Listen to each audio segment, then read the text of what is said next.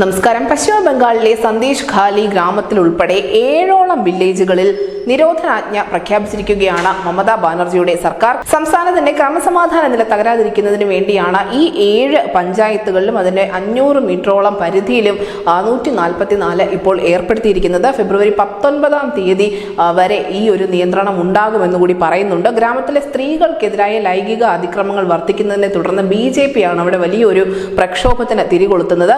പിന്നീട് അവിടെ ഉണ്ടായത് അക്രമ പരമ്പര തന്നെയായിരുന്നു. സ്ത്രീകൾക്ക് വേണ്ടി ഉറച്ച ശബ്ദവുമായി മുന്നിട്ടിറങ്ങിയ BJP പ്രവർത്തകർക്ക് നേരെ തൃണമൂൽ കോൺഗ്രസിന്റെ പ്രവർത്തകരും അതിനോടൊപ്പം മമതാ ബാനർജിയുടെ പോലീസും വളരെ വലിയ തോതിലുള്ള ആക്രമണമാണ് അഴിച്ചുവിട്ടത്. BJPയുടെ പശ്ചിമ ബംഗാൾ അധ്യക്ഷനായ സുഗാന്ത മജുദാറും പ്രവർത്തകരും നടത്തിയ പ്രതിഷേധം തടഞ്ഞതിനെ തുടർന്ന് പോലീസുമായി BJP പ്രവർത്തകർ ഒരു ഏറ്റുമുട്ടൽ പോലും ഉണ്ടായിട്ടുണ്ട്.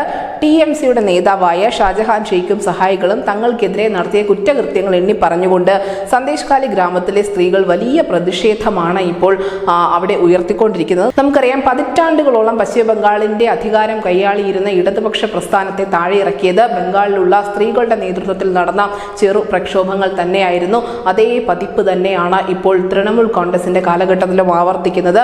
അന്ന് തൃണമൂൽ കോൺഗ്രസ് ആയിരുന്നു അവരുടെ ഒപ്പം നിന്നതെങ്കിൽ ഇന്ന് അവിടെ ഒപ്പം നിൽക്കുന്നത് BJP ആണ്.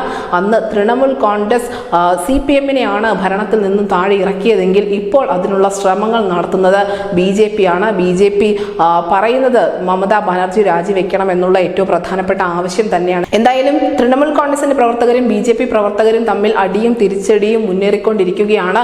വലിയ തോതിലുള്ള ആശങ്ക സംസ്ഥാനത്ത് നിലനിൽക്കുന്നുണ്ട്. അതുകൊണ്ട് തന്നെയാണ് നിരോധനാജ്ഞ ഉൾപ്പെടെ പ്രഖ്യാപിച്ചുകൊണ്ട് കൂടുതൽ സുരക്ഷാ നടപടികളിലേക്ക് ഭരണകൂടം കടന്നിരിക്കുന്നത്. രാജ്യ തലസ്ഥാനത്ത് കർഷകരുടെ സമരം പുരോഗമിക്കുന്നതിനിടയിൽ തന്നെ പശ്ചിമ ബംഗാളിൽ നിന്നും ഏത് നിമിഷവും ഒരു വലിയ കലാപം അല്ലെങ്കിൽ അത്തരത്തിലുള്ള ഒരു പ്രതിഷേധം ഉണ്ടായേക്കാം എന്നുള്ള ആശങ്ക കൂടി രാജ്യത്ത് നിലനിൽക്കുന്നുണ്ട്. News desk news India Malayalam.